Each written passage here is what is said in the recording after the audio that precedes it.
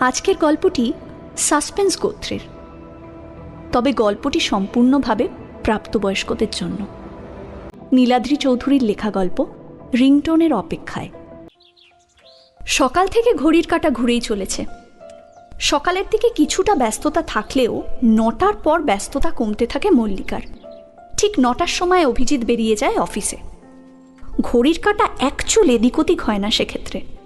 অভিজিৎ ভীষণ রকমের পাংচুয়াল। কাজের ব্যাপারে একেবারে 100% থাকে ওর কমিটমেন্ট। আর ঠিক সেই জন্যই এত অল্প বয়সেই ও উন্নতির শিখরের দিকে এগিয়ে চলেছে খুব দ্রুত পায়। অভিজিৎ সেনগুপ্ত একজন চার্টার্ড অ্যাকাউন্টেন্ট। মল্লিকার সাথে ওর বিয়ে হয়েছে আজ 4 বছর হলো। এই 4 বছরে গড়িয়ার ছোট্ট 650 স্কোয়ার ফিটের ফ্ল্যাটটা ছেড়ে ওরা উঠে এসেছে লেক গার্ডেন্সের 1800 স্কোয়ার ফিটের ফ্ল্যাটে। বিশাল বড় একটা ড্রয়িং রুম, মডিউলার কিচেন, ব্যালকনিতে সাজানো ছোট্ট বাগান, মায়াবী আলোয় ভরা বেডরুম। কি নেই ফ্ল্যাটটায়? ওই ফ্ল্যাটে ওরা শিফট করেছে প্রায় বছর 1.5 হলো। অভিজিৎ সব কিছুই করে মেপে, হিসেব করে। নতুন ফ্ল্যাটে এসে উত্তেজনায় মল্লিকাকে কোলে তুলে ঘুরিয়েছিল গোটা ফ্ল্যাটটায়। বলেছিল, এবার থেকে আমাদের নতুন জীবন শুরু হলো। বিশ্বাস করো, আগের ফ্ল্যাটটায় আমাদের বেডরুমের পাশ থেকেই যে নর্দমার গন্ধটা আসতো, ওইটাই আমাকে শেষ করে দিত। এবার আমরা নতুন করে বাঁচবো। আমরা বন্ধুদের ডাকতে পারবো।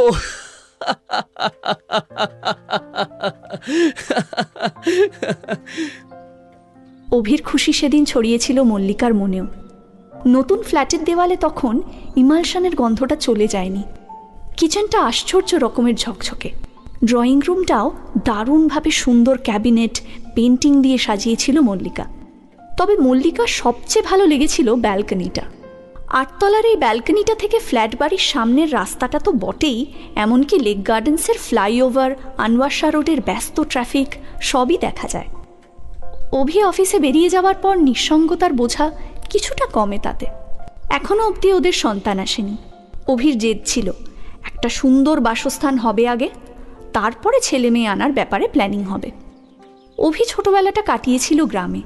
যদিও ভীষণ ভালো ছাত্র ছিল বলে ওর বাবা হায়ার সেকেন্ডারির পরেই কলকাতায় পাঠিয়ে দেন ওকে। অভি তারপরেও ভালো রেজাল্ট করে চলেছে অনবরত। উপার্জনও বেড়েছে, তার সাথে পাল্লা দিয়ে বেড়ে চলেছে ওর অ্যাম্বিশনও। মল্লিকার বাড়ি বীরভূমে।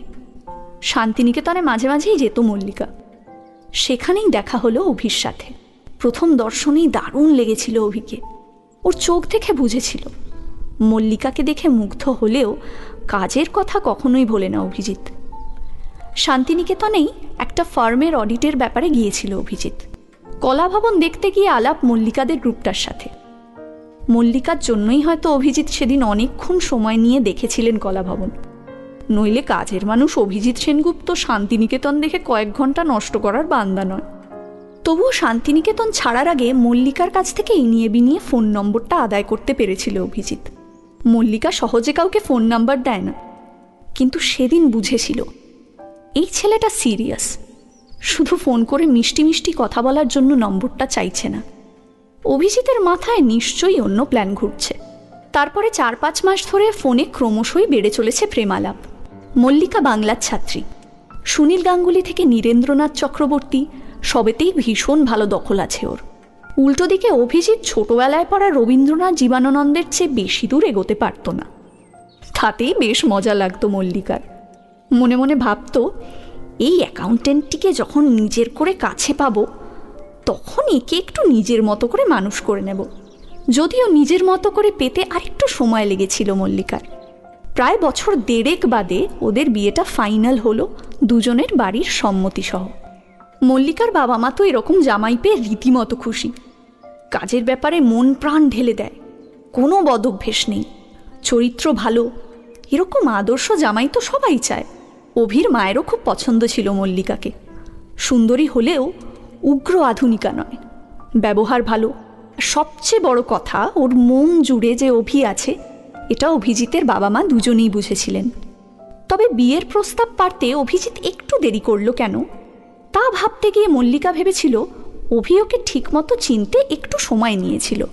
বিয়ের পরে একদিন অভি নিজেই হেসে ফেলে বলেছিল, আসল কারণটা সেটা নয়। তোমাকে সেই প্রথম দিনই চিনেছিলাম, টাইম নিয়েছিলাম বাড়ির জন্য।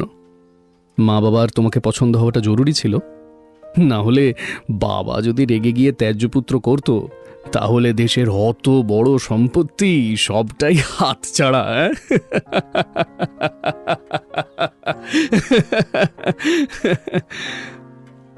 কথাটা বলেই হো হো করে হেসে উঠেছিল অভি।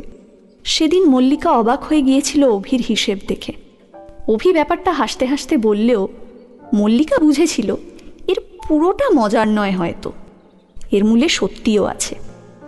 এত সাবধানী ছেলের সাথে ঘর করতে গেলে মেয়েরা স্বস্তি পেয়ে যায় একটা ব্যাপারে, সেটা হলো সিকিউরিটি। অভি যে সব ব্যাপারে খেয়াল রাখবে সেটা মল্লিকা সেই দিনই বুঝেছিল।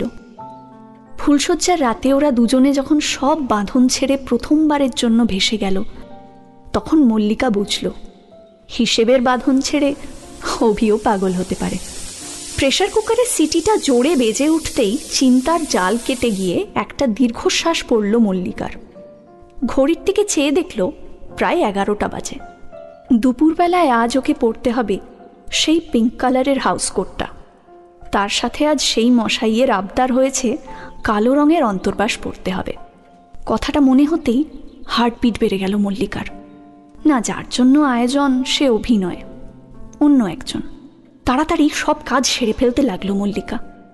আজ বুধবার, আজ নিশ্চয়ই ওকে পাওয়া যাবে। ও নিশ্চয়ই ভোলেনি। গত 3 মাসে অনেক কাছাকাছি চলে এসেছে দুজনে। নতুন জীবনের স্বাদ পেয়েছে মল্লিকা। সে জীবন অভি দেয়নি, দিয়েছে ফাল্গুনি। আরও কয়েক ঘন্টা অপেক্ষা করতে হবে। নিঃশ্বাস দ্রুত থেকে দ্রুততর হলো মল্লিকার। ও তাকিয়ে আছে ওর নতুন মোবাইলটার দিকে।